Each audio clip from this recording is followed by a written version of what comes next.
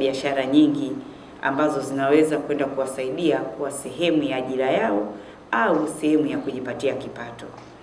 Kupitia programu hii ya Go Green na Imbeju, tunalenga kuwawezesha vijana ambao wako katika makundi matatu. Kundi la kwanza ni vijana wanaomiliki kampuni changa, yani startups. Kundi la pili ni vijana wajasiriamali na wafanyabiashara ndogo ndogo na wale ambao biashara zao hazijarasimishwa. Na kundi la mwisho ambalo ni la tatu ni vijana ambao bado wako vioni lakini wana mawazo ya biashara ambayo yanaweza kugeuzwa kuwa biashara halisi.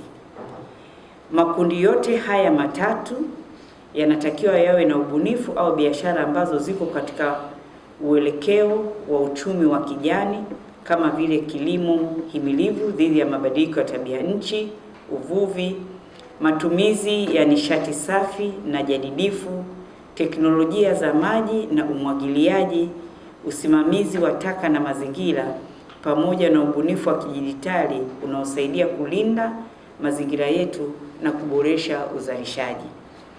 Swali lililoulizwa kutoka Kipepeo, kwa mtu ambaye anasikia kwa mara ya kwanza aende wapi?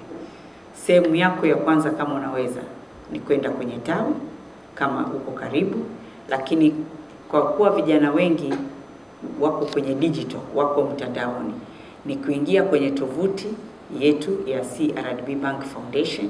Ukigoogle tu CRDB Bank Foundation utaipata. Lakini pia kwa kuona kwamba pia vijana wanahitaji a different platform ambayo pia mbali ya kuona fursa watakuwa wanaongea, watakuwa wana chati kama zilivyo social media zote. Ndio maana tuliwa challenge vijana wakatutengenezea hiyo platform ya Fursa Hub. Pale pia watu wanaweza wakapata.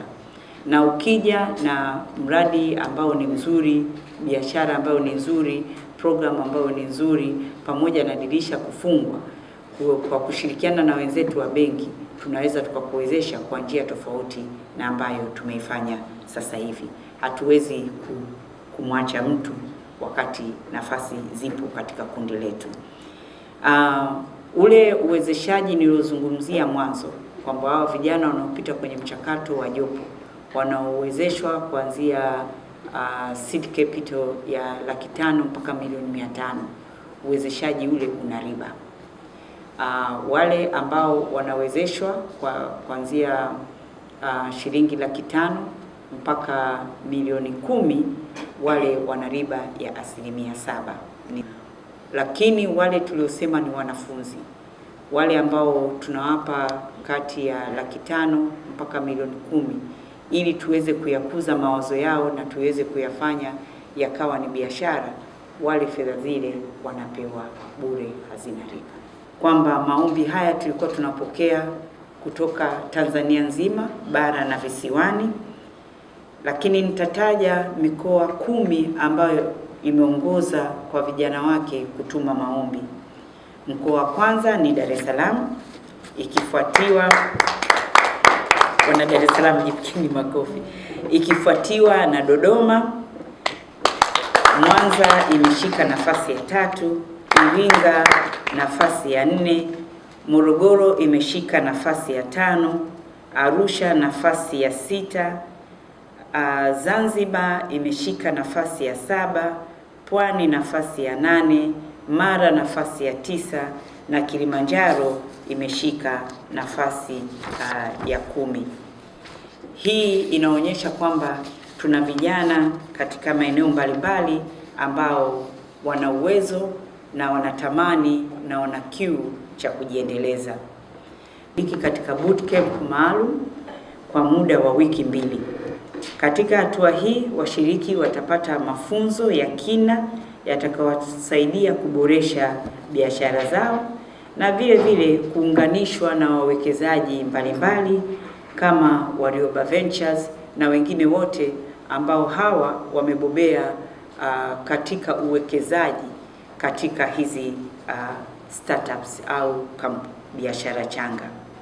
Hatua ya 3 itakuwa ni kufanya uhakiki wa kina kwa biashara ambazo tayari zinafanya kazi, Mwanzo nilisema tuna makundi matatu ya vijana ambao tumewalenga, ambapo ukiondoa wanafunzi ambao wanakuja na mawazo ya biashara, makundi mengine mawili tayari wanatakiwa wawe na biashara ambazo either zimeanza kufanya kazi au zinafanya kazi.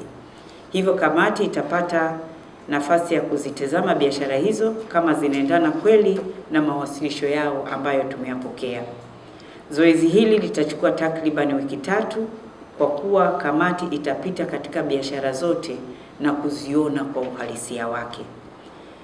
Baada ya kukamilika kwa zoezi la uhakiki wa biashara, hatua itakayofuata itakuwa ni kutangaza biashara ambazo zimefanikiwa kupita na kukidhi vigezo katika maeneo yote, na biashara ambazo zitakidhi vigezo zitapatiwa uwezeshaji ambao unaanzia shilingi $500,000 hadi shilingi milioni 500 kulingana na mahitaji ya biashara husika.